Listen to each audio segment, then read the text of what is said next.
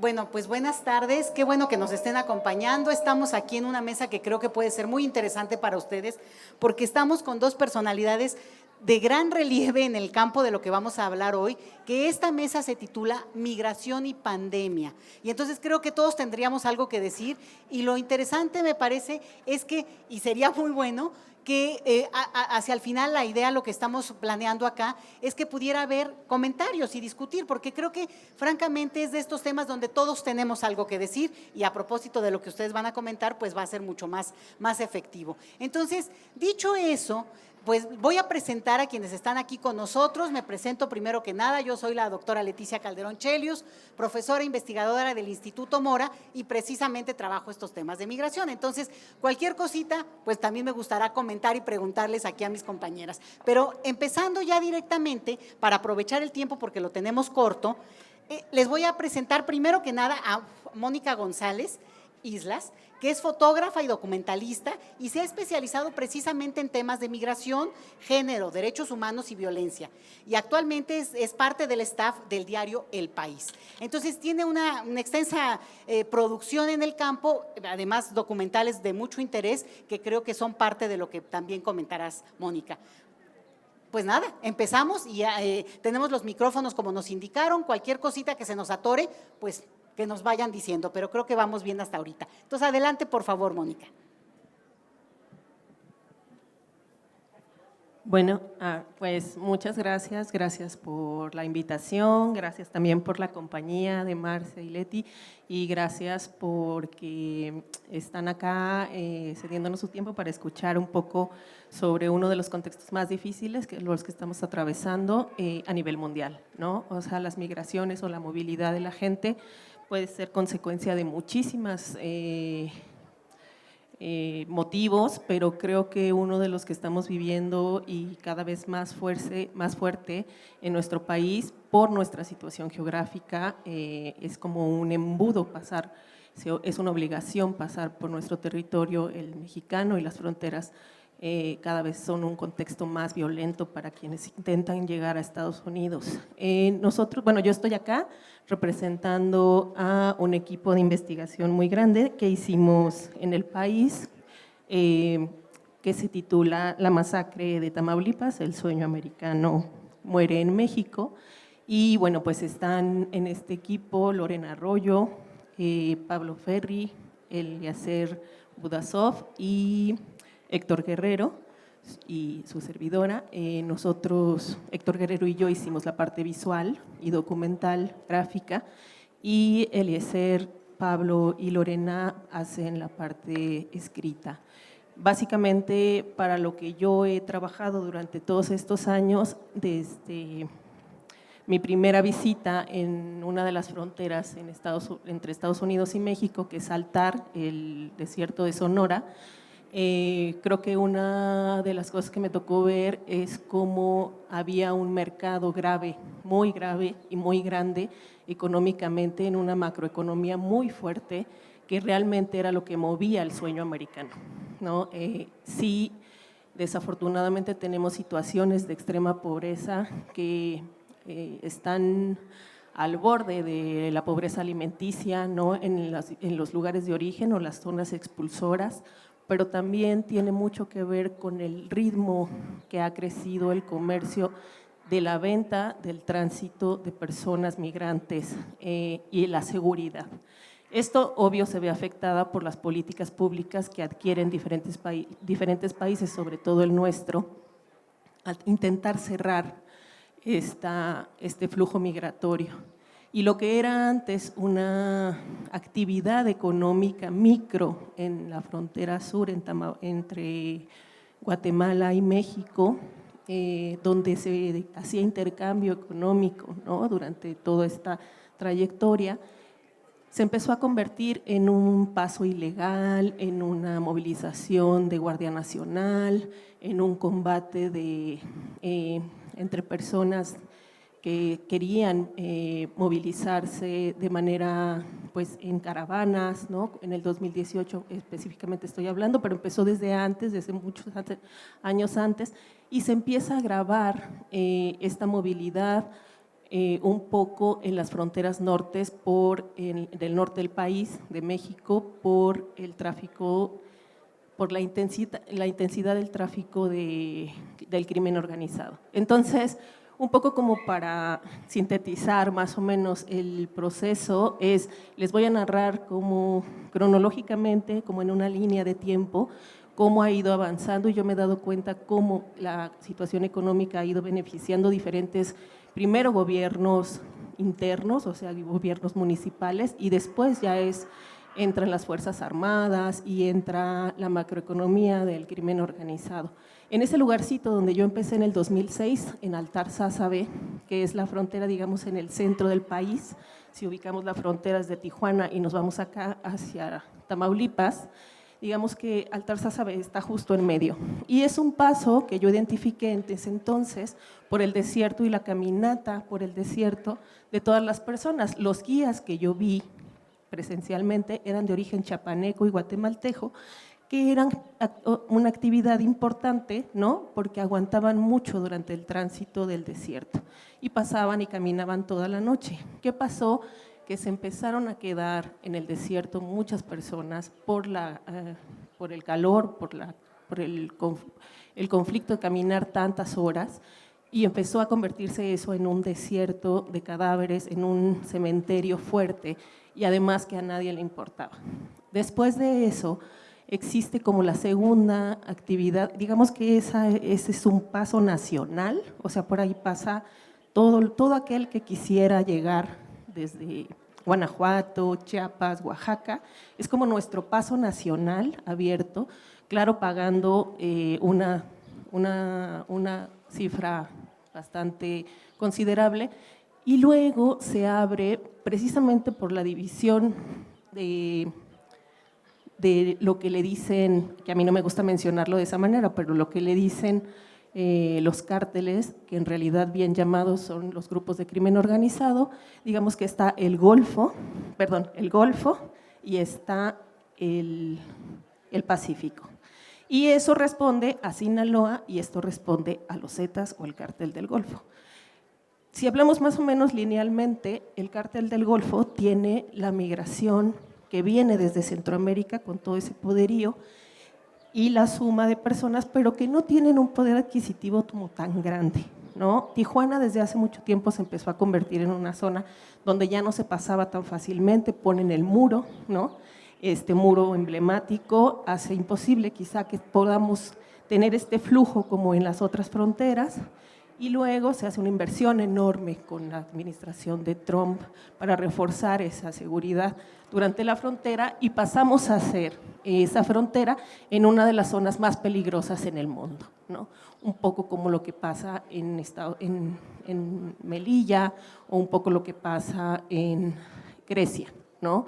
O sea, la movilidad humana hace que estas administraciones de los países de primer mundo o de Occidente hagan legislaciones que impidan pasar ya o dejen pasar, y empieza entonces lo que todos ustedes ahora se les hará como muy común, que es la situación del refugio, ¿no?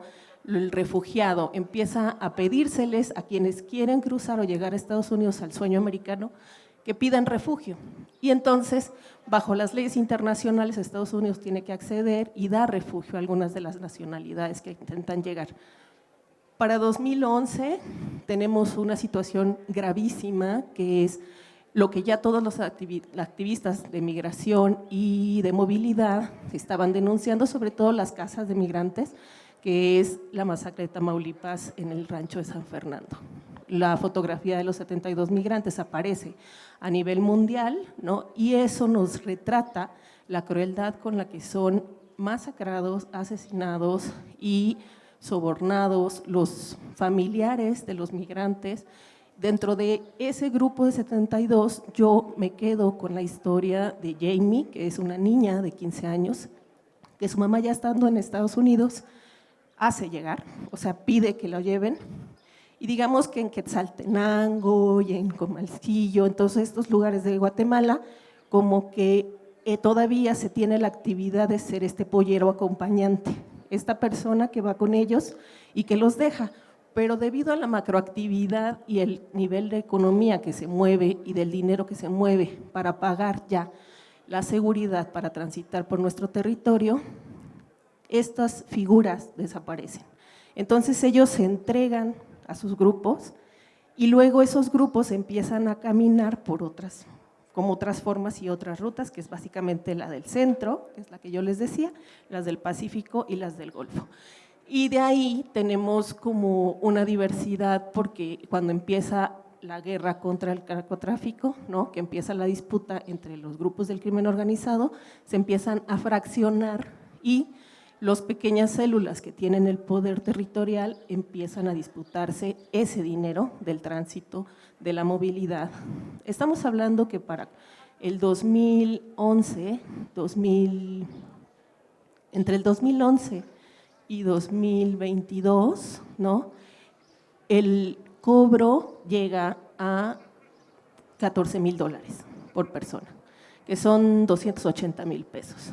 Imposible pagar para la comunidad indígena de estos grupos en las zonas de expulsión, pero entonces descubrimos otra actividad que es como la explotación, ¿no? Yo te dejo pasar o te traigo y luego tú me vas pagando. Y eso es una explotación laboral. Entonces se va convirtiendo como en un círculo de espiral en donde el migrante que quiere o la migrante que quiere aspirar a este sueño americano, como así lo dice la frase, se enreda en una espiral de deuda enorme. Eso ya lo habían identificado las investigaciones de la DEA con la actividad más o menos de la migración asiática, pero es como algo que se ha ido identificando ahora y que no tenemos muy claro quiénes son específicamente quienes dominan el territorio americano.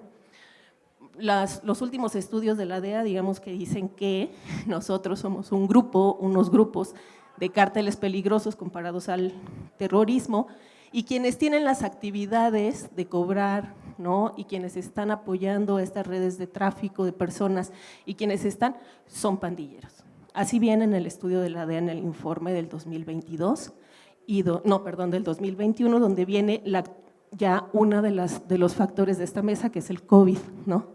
Entonces, en este informe de la DEA es muy interesante porque como que de ahí, de esta frontera que ahora les estoy dibujando imaginariamente, para abajo, somos unos terroristas, cárteles impresionantes, no, todo, ¿no? Y a los periodistas y a todos los documentalistas nos ha tocado como vivir esa parte para poder llegar a esos territorios, y de repente allá arriba, mágicamente como que ya es algo de pandillas, ¿no? Ese es como uno de los primeros señalamientos que estamos haciendo, tratando de identificar, porque obvio que la movilidad del crimen organizado no se puede terminar en una franja imaginaria, ¿no? O sea, tiene que haber un receptor, tiene que haber una actividad de presencia. Yo específicamente me di cuenta porque acompañé a migrantes cubanos desde Nicaragua hasta la Florida, y en una de las crisis de migrantes, de una de las expulsiones de grandes comunidad cubana que se quedó atorada en Nicaragua y que entre Costa Rica y Nicaragua no los dejaban pasar. Entonces lo que hace Nicaragua es un arancel, un cobro, y ahí vamos a encontrar otro pequeño nombre que utilizan los gobiernos para cobrar, ¿no?, que se llama el salvoconducto, que es: yo te doy permiso para que cruces por mi territorio. Y si son 100, bien, si son 20, bien, pero si son miles y millones, pues yo como gobierno trato como aligerar este proceso y me dejo, ¿no? O sea, yo los dejo, en el caso del gobierno mexicano, que da salvoconductos también a algunas nacionalidades, los dejo a la buena de Dios, digamos, ¿no? Entonces, ahí yo cruzando de Guatemala con este grupo de cubanos en Tapachula, nos subimos a un autobús y en ese autobús me cobran alrededor de 4,000, 5,000 pesos, o sea, por persona, imaginen la suma, y nos vamos por la zona del Golfo. Esta era la zona, regresándome un poquito, donde fueron asesinados los 72 migrantes, Es una estructura y una zona súper peligrosa. Arriesgan a los grupos a que los bajen, a que los detengan, a que tengan ahí un riesgo de secuestro. Y esto fue lo que pasó con los 72 migrantes, y les pedían dinero, se disputaron el grupo y, bueno, pues digamos que terminan ejecutándolos porque nadie pagó por las vidas de esas personas. Otra de las cosas significativas es que con la peligrosidad de lo que, a mí no me gusta decirlo, pero para que se entienda un poco, la bestia, o sea, el tren que cruza, que lleva migrantes por la zona centro, ¿no?, que cruza por Guadalajara, o sea, que entra por Chiapas y luego sube para Guadalajara. Este tren, que le denominan la bestia, se vuelve muy peligroso, pero justo por los asaltantes de bajo nivel, ¿no?, pero que sí llega a ser un riesgo muy grande porque la gente se cae, pierde la vida, quedan imputados, ¿no? O sea, es una forma de llegar a Estados Unidos, a la frontera, que además nada les asegura que lleguen. Empieza entonces las caravanas, y con las caravanas para el 2018 tenemos esta movilidad organizada que ahora la verdad es que voy a decir demasiado importante y con el valor que tiene el pueblo hondureño, ¿no?, de organizarse y lanzarse en 1000, ¿no?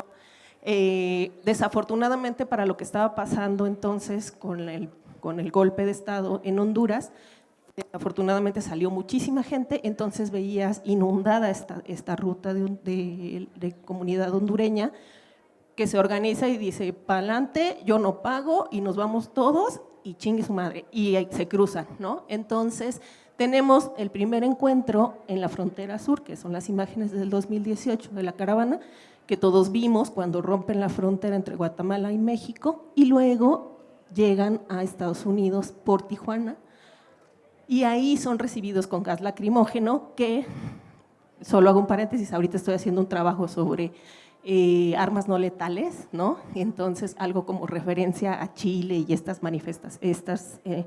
usos de Estados Unidos que se emplean en América Latina para contener las movilizaciones civiles, pues como si fuera una bola, no sé, o sea, una contención, en manera de contención, avientan gases lacrimógenos contra la comunidad que quiere cruzar y rompe la garita de San Isidro.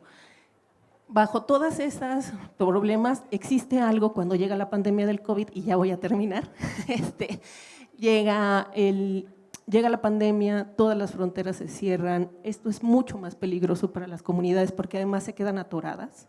O sea, imaginen ustedes, hicimos un trabajo con una organización que se llama CLIP en Colombia y se llama Migrantes de Otro Mundo, entonces hicimos como un mapeo de no solo los que pasan por América Latina, sino los que vienen de África, los que vienen de Asia, los que vienen de la India, los que vienen de Rusia, los que vienen ahora de Europa Occidental, ¿no?, en todas estas crisis, y pusimos como diferentes puntuaciones de cómo creemos, y básicamente es de África se bajan a Brasil, de Brasil empiezan este camino, y este camino de tapón, y hay un lugar súper peligroso en Colombia que se llama el Darién, ahí pierde la vida muchísima gente.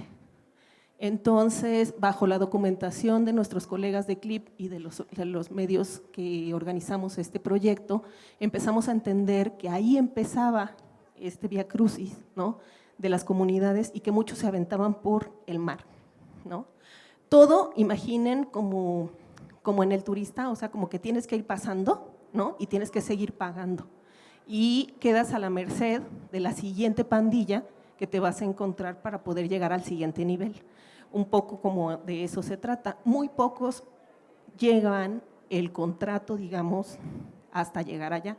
Pero llega la pandemia y entonces tenemos en el Darién, en Brasil, en Ecuador, en Panamá, en Honduras, en la frontera de Nicaragua y Costa Rica, en Guatemala y Honduras, en El Salvador un poco, y en la frontera de México con Guatemala, campamentos.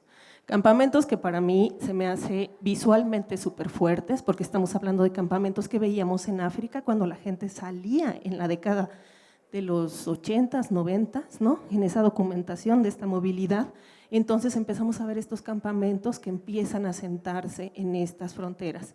Y a Estados Unidos se le ocurre algo que es el título 42, que es: no puedes pasar, el que intente pasar lo vamos a regresar inmediatamente, pero además en la administración anterior tenías que pedir el asilo desde el territorio mexicano como el tercer país, ¿no?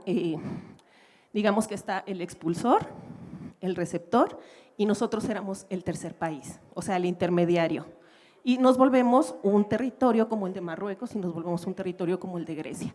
Y desafortunadamente, pues México tiene este factor de peligrosidad. En este proyecto que hicimos de la masacre en Tamaulipas, el cementerio de migrantes, pues Pablo Ferri, Lorena y Budasov y Héctor empezamos a indagar qué pasaba, ¿no? Entonces fuimos en un equipo, Lorena y Héctor van a Guatemala, entrevistan a las familias, y Pablo Ferri y yo nos vamos a la frontera, en donde son asesinados 19 personas porque fueron cremadas, en un territorio que está ubicado en Tamaulipas, entre Tamaulipas y Nuevo León, que se llama Camargo. Como para no saturarlos entre tanta información, ¿no? Y un poco para regresar a esta imagen del mapa, estamos ahora justo en la parte del Golfo, ¿no? Con este grupo de los Zetas ya desarticulado, pero en disputa entre el cártel del noroeste, y quien no entrega su cuota, pues corre el peligro de que le maten a su grupo. Y entendemos que esto fue lo que pasó con este grupo. Eran 16 jóvenes, muy jóvenes, casi todos de origen indígena. En el reportaje, si tienen la curiosidad, después lo pueden leer, pero pueden entender cómo algunos de ellos, uno era un futbolista, como con muchos sueños de ser futbolista, ¿no? De 22 años, otra una chiquilla que quería viajar para pagar la operación de su hermanito, que tenía un paladar hendido, y pues así, ¿no? O sea, les puedo narrar cada una de las historias trágicas que les hacen salir de su comunidad para tener ese dinero y reenviarlo como remesas. Yo en lo personal creo y comparto ahora mi indignación, y quiero por eso mencionarlo, es cuando un gobierno sale y dice gracias durante la pandemia por las remesas, después de todo lo que yo acabo de narrarles, ¿no? Y después de toda la gente que ha perdido desde hace muchos años la vida queriendo caminar y cruzar un desierto. Otros han sido asesinados o digamos que raptados o en trabajo, en el caso de las mujeres, trabajo sexual, ¿no? O han perdido la vida queriendo llegar a Estados Unidos, y una vez que llegan son asesinados por la Border Patrol, ¿no? Porque hubo el caso de una chica de Guatemala. Creo que no podemos sentirnos como orgullosos de recibir remesas, y menos en la situación de la pandemia, ¿no? De quienes nuestros paisanos, ¿no? Con tanto sacrificio han hecho. Solo para concluir, la última experiencia que tuve es estar en Oaxaca, en el entierro de 2 migrantes que fueron asesinados. Sí, ya. Y creo que una de las cosas que tenemos que entender es: no podemos dejar como esta situación, ¿no? Como este tipo de cosas a solo verlas en los reportajes y la televisión. Creo que deberíamos empezar a hacer una reflexión sobre el asilo y cómo identificar cuando vean a las comunidades que ya se integran a nuestra sociedad, adaptarlas para que entonces se queden a vivir en nuestro país si ellos lo desean. Muchas gracias. Muchas gracias, Mónica. Y creo que esto da pie para permitir, por favor, que Marcela Zamora Chamorro, ella es, bueno, una documentalista, y ella no quiere que me extienda en su currículum, pero bueno, ha sido jurado en temas visuales, ha dirigido 7 largometrajes y también es fundadora de organizaciones y de asociaciones que trabajan temas de documentales y de cine. Entonces creo que más que a extenderme en su currículum, que es bastante interesante, y bueno, que ella no quiere que autohalagarse, pero la verdad es que es muy impresionante y te felicito mucho. Me gustaría mejor darte la palabra para escucharte y en todo caso hacer un comentario y ojalá nos dé oportunidad de por lo menos comentar alguna cosita antes de que nos vayan a pedir que nos vayamos. Entonces, adelante, por favor. Bueno, muchísimas gracias, muchas gracias Mónica por este maravilloso contexto y exploración de lo que es la migración y ha sido, ¿no? Muchas gracias a los que están presentes, a la Feria del Libro y la Rosa, a quienes hicieron posible este panel, ¿no? Y que nos han traído, ¿no? Yo sé que ahora con lo del COVID se vuelve difícil, pero es mucho mejor presencial que virtual, ¿eh? Yo siempre lo voy a decir. No me quiero extender mucho, voy a hablar rápido. Yo soy salvadoreña y nicaragüense. Como salvadoreña soy parte del Triángulo Norte de Centroamérica, que somos los 3 países que enviamos más migrantes a Estados Unidos de la región: Guatemala, El Salvador y Honduras. El Salvador es uno de los del pico más alto. Yo entré al tema de migración en el 2009, cuando hice María en Tierra de Nadie, mi primer largometraje documental. Estuve un año en el terreno, este terreno que ha narrado Mónica con tanto detalle y fluidez, y estuve siguiendo la ruta del migrante a través de México, pero me negué a cruzar con mis personajes hacia Estados Unidos. Una decisión de dirección, soy documentalista, si ya lo dijiste, ¿verdad?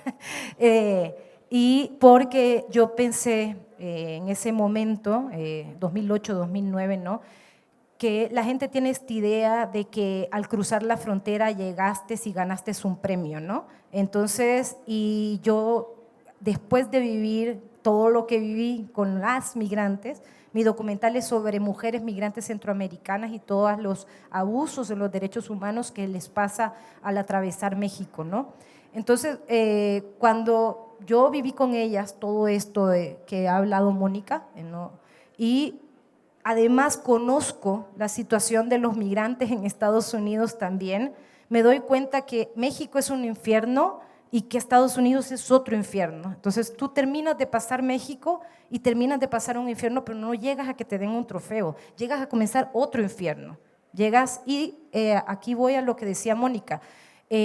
Pues ahora sé que las reglas migratorias están un poco más suaves que como cuando yo estuve aquí y estuve con el equipo del Faro. Nosotros hicimos En el Camino con Oscar Martínez, que hizo Los Migrantes que no importan, y Edu Ponce, que hizo En el Camino el libro de foto. Yo hice el documental, el largometraje. Estuvimos en todo el camino, ¿verdad?, acompañando, y me comencé a dar cuenta de la fragilidad de México ante Estados Unidos.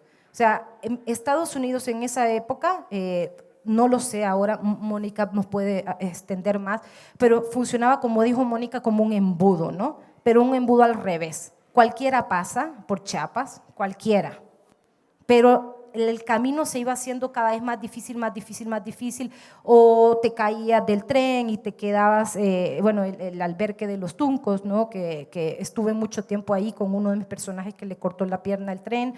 Luego venían los puntos ciegos, que eran las casetas migratorias, que uno los tenía que rodear. Yo caminé toda la Rosera con un grupo de migrantes, que son como 4 horas, 5, pero el problema no eran las 4 horas, era la cantidad de violaciones que habían al pasar por estos puntos ciegos, que estaba el basurero, estaba, bueno, varios, ¿no?, que se dieron a raíz del huracán que destruyó la pasada del tren y a la vez destruyó estas microeconomías que tenían en Chiapas alrededor de los migrantes, que aunque llegan, pagan una ducha, te pagan el mango verde, son microeconomías, pero son muy importantes para la gente del lugar. Entonces yo comencé desde el río Suchiate con ellos y claro, yo de hecho, una anécdota pequeñita, tengo tanto que hablar, pero bueno, era una anécdota muy pequeña, pero estaba filmando en la zona roja de Chiapas, que estaba en un burdel que se llama El Bambi. Estuve 3 meses trabajando,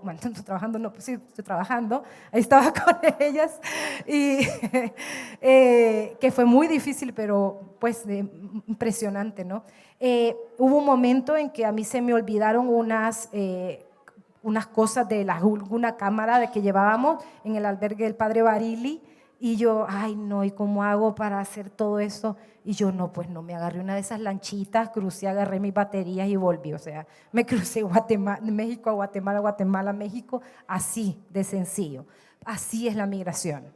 Cualquiera puede pasar, pero no cualquiera puede llegar a Estados Unidos. Porque a Estados Unidos lo que le importa es que la gente que logre cruzar son los más fuertes. Es la gente que puede tener 3 trabajos al mismo tiempo, trabajar 24 horas, dormir muy poco, comer poco y todo lo que ganen mandarlo en remesas para que luego los gobiernos, como dijo Mónica, estén aplaudiéndoles. Entonces, en El Salvador pasa mucho eso, ¿no? Que es los migrantes, nuestros amigos. Bueno, nosotros tenemos un monumento que se llama el Hermano Lejano, o sea, pues imagínate. Y nuestro presidente de ahora peleándose como no tienen idea con los presidentes de Estados Unidos, pero no en buena manera, en una manera que entorpece esta relación, que ya no es una relación de migración, es que nosotros tenemos más de 1 millón de salvadoreños en Estados Unidos. O sea, tenemos casi el 15% de nuestra población está en Estados Unidos. Son más, 2 millones quizás serán, han ido creciendo las fechas, los números. Perdón, estoy un poco cansada. ¿Ah? Nosotros somos 6 millones, allá estarán como 2, 1,5 millones por ahí.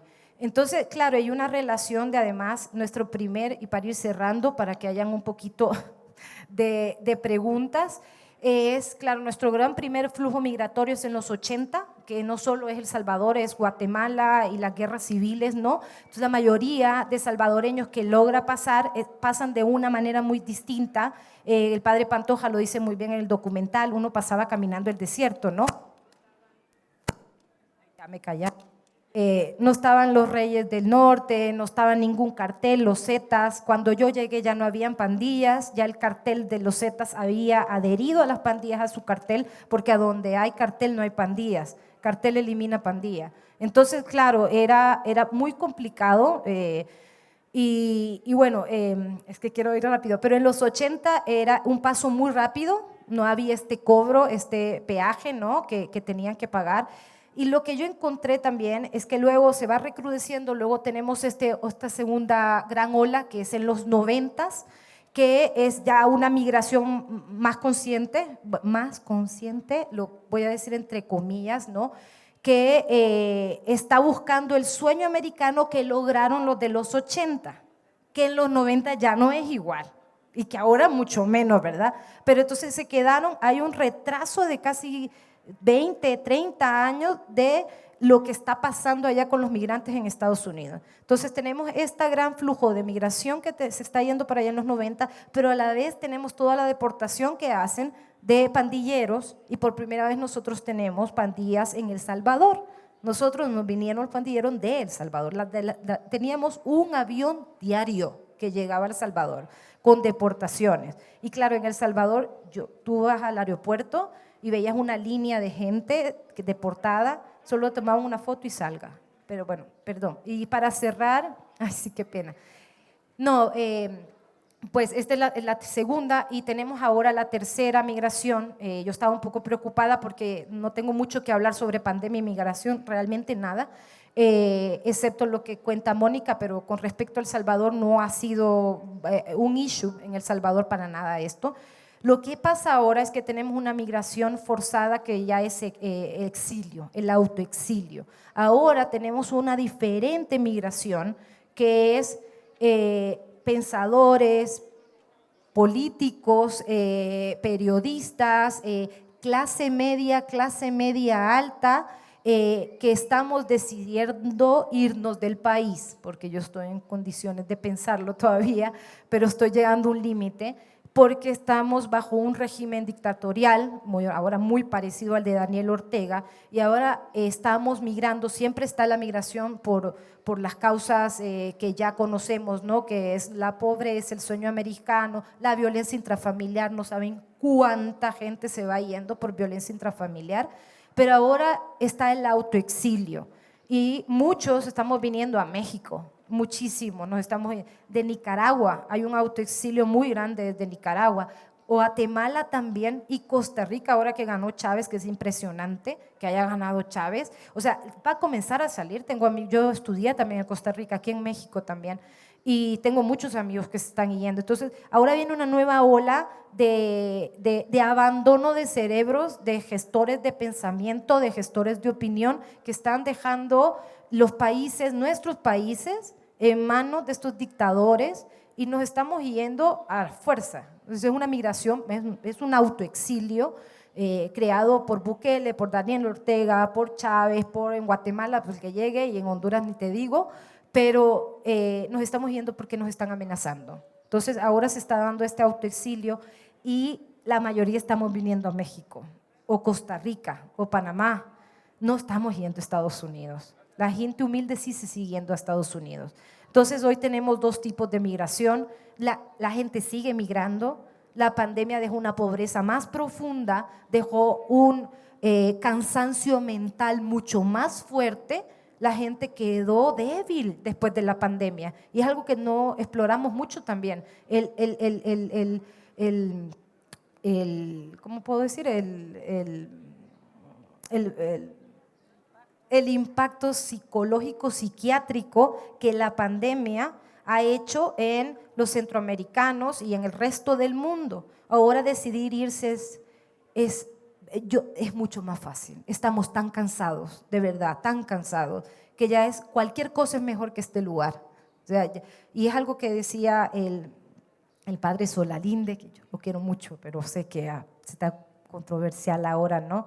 Que me decía qué lástima que tu documental no sea, que siga siendo vigente, ¿no? O sea, yo lo hice hace 15, 16 años ya, y acabo de estar en Estados Unidos hablando de él, vengo a México a cada rato a hablar de él, y me dice la gente, ¿qué ha cambiado? Y yo, pues nada, los actores, los puntos, pues ya no será el basurero, será el siguiente checkpoint, ¿no? Ya no es el cartel de los Zetas, ahora es la familia, es whatever. Entonces, pero las violaciones a los derechos humanos siguen siendo las mismas, las mismas. El costo es más alto, como dijo Mónica, el costo es mucho más alto. Y solo para cerrar, ya sé que me extendí, solo para cerrar, hay una cosa que encontré en un común denominador entre todos los centroamericanos. Había algunos colombianos, cubanos, pero muy poco, nicaragüense uno, era la ignorancia. Esta gente, mis dos personajes se iban con $50 en la bolsa, y era cuando hablaba con, no, que con esto paso, y yo, no, mija, si allá, o sea, de aquí a allá son como $10,000, o sea, sumándole todo, ¿verdad? Y lo otro es que Estados Unidos, después de la pandemia, extendió la frontera de México hasta la frontera de Guatemala con El Salvador y Honduras. No sé si se dieron cuenta que las caravanas ya no las estaban parando en la frontera sur, las estaban parando en Guatemala, y llegaban camiones militares, porque estuve ahí, subían a la gente y los deportaban. Tenemos una cosa que se llama C4, y yo puedo ir a cualquier de los 4 países de Centroamérica, excepto Costa Rica. Pues los salvadoreños, porque seguimos el caso de uno, los agarraban, los metían a los camiones como sardinas así, y te llevaban. Entonces Estados Unidos movió la frontera hacia Guatemala, y hasta el momento lo que yo sé es que no ha cambiado. Solo sé que ahora están dando, por ejemplo, quitaron la visa para Colombia. Los colombianos ya no necesitan visa para la visa gringa para venir a México, y a mí en el aeropuerto ya tampoco me la pidieron, ni tampoco me pusieron nada. Siempre ha sido muy difícil. Yo creo que México está difícil, pero que tiene que dejar de hacer el trabajo sucio Estados Unidos. Entonces, dar estos salvoconductos es dejar de hacer el trabajo sucio de ellos, que ellos hacen que los mexicanos sean los que violen, los que maten, los que secuestren, de los que se hable que está mal. Entonces, que se hable allá, déjenlos allá en la frontera, que pasen, ¿no? Pero bueno, eso. Muchas gracias por escucharme. Qué pena que te tengas que apurar. Digo, yo no te apuré, pero sí porque me están apurando a mí, diciendo que efectivamente en unos minutos ya vamos a cambiar a otra mesa, pero a mí sí me gustaría nada más retomar 2 o 3 cositas. Digo, de todo lo que han dicho es imposible ni siquiera pretender hacer un resumen, solo algunos elementos que sí creo que vale la pena mencionar y que están en el contexto histórico de lo que se ha dicho. No mencionaste a Trump, que es el villano favorito de… No, pero porque es el presidente que impone una nueva narrativa y una nueva política en torno a, sobre todo, lo que es la relación, pues ahí sí con México. Geografía es destino y México es la frontera más transitada de todo el planeta. Tercer país seguros en otras partes no tienen la dimensión de la migración que hay en este país. Entonces, ese es un dato que también habría que considerar. Y otro nada más que lo quiero agregar es que creo que es tiempo de que, digo, a lo mejor esto yo lo digo desde una reflexión más académica, pero vale la pena y sirve también para el periodismo, para la documentación que se hace de todas estas experiencias, es que seguir hablando de países nos queda corto cuando estamos frente a un sistema migratorio regional. Y en ese sentido, y esto sería el último elemento que yo quiero incorporar para decir nada más una breve cosa de la pandemia es, al final de cuentas, seguir creyendo esta lógica en la cual en Estados Unidos no se necesita o permiten o no permiten, es no entender que la migración, este tipo de migración de la que ustedes han hablado, porque efectivamente, Marcela, tú mencionabas otros perfiles de migración, tienen que ver con los mercados laborales en los que el gran capital se beneficia enormemente de cerrar y de abrir. Ese embudo es propositivo y ese crimen organizado no lo es tanto como crimen autorizado. Seguir creyendo que hay esos carteles es parte de la narrativa que nos han inventado y que también hay que verlo en este marco de ese sistema económico para poder, digamos, ubicarlo en esa dimensión. Con la pandemia, y concluyo, la pandemia es justamente lo contrario a lo que significa la migración, porque este tipo de migración supone movilidad y la pandemia implicó quedarse. Ahora sí que quédate en casa y eso generó una serie de problemáticas muy serias, por cierto, no un mayor impacto en términos de contagio, por una sola razón, porque la gente muchas veces no tenía un lugar fijo donde estar y había muchas más condiciones de aire que ustedes recordarán muy al principio creíamos que te daba COVID nada más hasta por tocar una mesa y que después supimos que es más aéreo el asunto. Entonces, hay cosas que son paradojas de esta situación de la pandemia, pero creo que eso, como la historia sin fin, va a quedar para otra mesa que podamos comentarlo y solamente, digo, a menos de que me digan otra cosa, si hay alguien que quisiera hacer un comentario para cerrar con esto y también agradecerles muchísimo su trabajo y, bueno, estamos sobre el tiempo, solo que hubiera alguien que quisiera decir gracias así muy acaloradas y mejor, entonces se lo doy la palabra.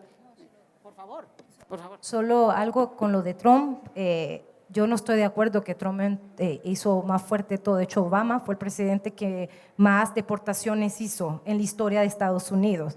Lo que creo es que Trump lo que hizo fue poner una lámpara sobre las situaciones que ya estaban pasando y que siempre pasaron en la frontera. Entonces, Trump lo que hizo es le dio una licencia a los nazis, a los rednecks, a todo esto, que pudieran hablar lo que ya pensaban. La gente que está en contra de la existencia de los migrantes y los derechos y etcétera, etcétera, le dio una licencia para que hablaran, pero el pueblo estadounidense, no todo, pero su mayoría, tiene un discurso bien metido sobre la negación de los derechos de los migrantes. Entonces yo creo que Trump abrió una puerta e iluminó, le puso una lámpara, según él, para decir, miren, somos mejores. El muro nunca se hizo. Si el muro ahí está a medias. Entonces es un show off Trump realmente, no duro también, no, pero sí. Muy bien, pues muchas gracias, estamos sobre el tiempo, entonces pues queda para la siguiente y más bien agradecerles a todos muchísimo y bueno, un aplauso a nuestras expositoras.